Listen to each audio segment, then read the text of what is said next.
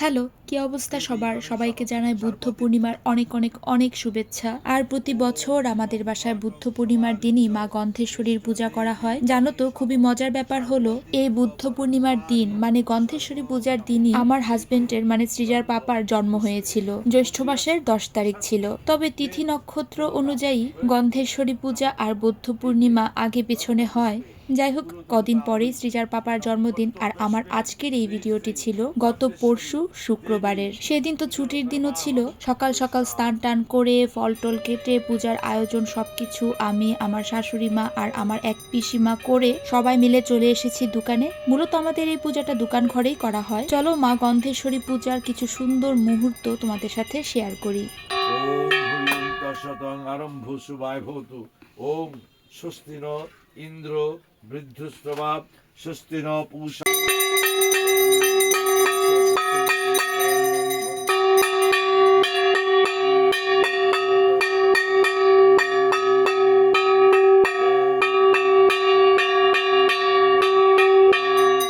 দোকান ঘরে পূজা হচ্ছে, আমি চলে এসেছি একটু রান্নাঘরে। রান্না বান্নার টুকটাক আয়োজন কিছুটা এগিয়ে রাখতে। আজ যেহেতু বাসায় নিরামিষ রান্না হবে তাই ভাবলাম একটু আমের চাটনি রান্না করি। গাছ থেকে এই আমগুলো পেড়ে নিয়ে এসেছে। জানো তো আমাদের এই গন্ধেশ্বরী পূজাটা 3 ভাগে হয়। প্রথমে তো মানে এখন ঠাকুরকর্তা পূজা করছে, আরতি দিবে, ভোগ নিবেদন করবে, তারপর হবে বেশ বড় করে একটা যজ্ঞ।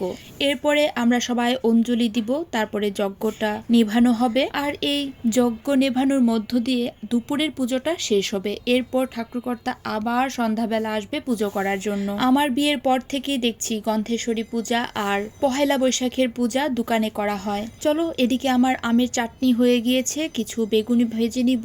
আর নিচে আমাকে ডাকাডাকি করছে, যজ্ঞ করবে, যজ্ঞ করার পরেই অঞ্জলি দিতে হবে সবাইকে। তাই দোকানে আবার চলে আসলাম। আর যজ্ঞের আগুনটা আমি ফেসবুকের পেজে দেখাচ্ছি না, তাই ব্লার করে রেখেছি। চলো তোমাদের সাথে পুজোর আরো কিছু সুন্দর মুহূর্ত শেয়ার করি।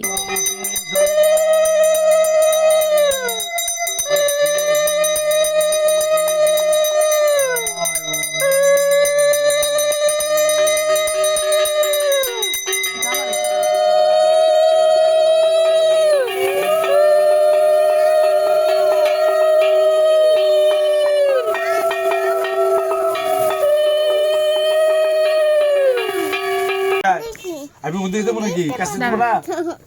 ও বন্ধুশ্বরী দেব বই নম। আয় দিকে ও বন্ধুশ্বরী দেব বই নম। বাহ। এই তো যজ্ঞের টিকার মধ্য দিয়ে আমাদের বাসায় গন্ধেশ্বরী পূজার দুপুরের পুজোটা শেষ হয়েছে। এবার সন্ধ্যাবেলা আবার পুজো হবে। তবে এদিকে যেহেতু আমরা সবাই উপোস ছিলাম আর দুপুরে রান্নাবান্নাও করতে হবে, তাই তাড়াতাড়ি এসে রান্না বসিয়ে দিয়েছি। নিরামিষ সবজি রান্না করব। নিরামিষ সবজিটা আমি কিভাবে রান্না করি সেটা আমি পরবর্তী ভিডিওতে তোমাদের সাথে শেয়ার করব। আর তার সাথে আমি চা বসিয়ে দিয়েছি। চা ছাড়া আমার একদম মাথা ব্যথা শুরু হয়ে যাবে।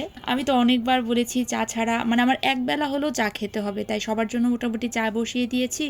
আর এদিকে নিরামিষ সবজিটাও আমার হয়েই এসেছে। আর আজ যেহেতু বাসায় নিরামিষ রান্না হচ্ছে পুজোর দিনও, তাই ভাবলাম একটু খিচুড়ি রান্না করি। প্রতি বছর গন্ধেশ্বরী পুজোতে খিচুড়ি রান্না করা হয়, তবে ভীষণ যদি গরম পড়ে, বাইরে যদি ভীষণ রোদ থাকে, তাহলে সেইবার আমরা ভাত রান্না করি।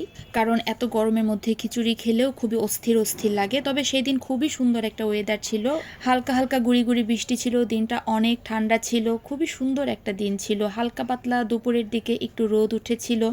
এই যে কথা বলতে বলতে আমার এদিকে নিরামিষ সবজিও হয়ে গিয়েছে, এদিকে আমার খিচুড়ি রান্নাটাও হয়ে গিয়েছে।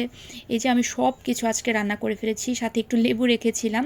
এখানে বেগুনি করেছি, নিরামিষ সবজি করেছি, আর আমের চাটনি করেছি, আর গরম গরম মুগ ডাল দিয়ে নিরামিষ খিচুড়ি রান্না করেছিলাম। সব রান্না টান্না শেষ করে একটু বসেছি একটু রেস্ট নেওয়ার জন্য। বাচ্চাদেরকে এখনও খাবার টাবার দেয়নি, সবাই সকালের প্রসাদটা খেয়েছিল।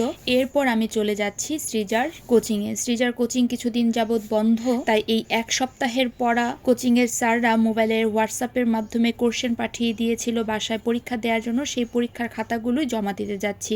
আর বাইরে বললাম না, দুপুরের দিকে খুব সুন্দর একটা রোদ উঠেছিল। রোদটা গায়ে যখন পড়ছিল বেশ আরাম লাগছিল, ভালোও লাগছিল। এই তো বাসায় এসে বাচ্চাদেরকে এবার খাবার টাবার খাইয়ে দিয়েছি। বাচ্চারা খাওয়া দাওয়া শেষ, এবার নিজে খাবো। নিজে খাওয়া দাওয়া করে সন্ধ্যাবেলা আমরা আবার চলে যাব দোকানে, পুজো হবে। এই যে কথা বলতে বলতে আমার খাওয়া দাওয়াও শেষ, বিকালবেলা আমরা সবাই একটু রেস্টও নিয়েছি, আর এদিকে মনি কাকুও চলে এসেছে সন্ধ্যাবেলার আরতি আর পূজা করার জন্য। চলো সন্ধ্যাবেলার পূজার মাধ্যমে আমার আজকের এই ভিডিওটা এইখানেই শেষ করছি। দেখা হবে তোমাদের সাথে আমার পরবর্তী একটা ভিডিওতে। So tata.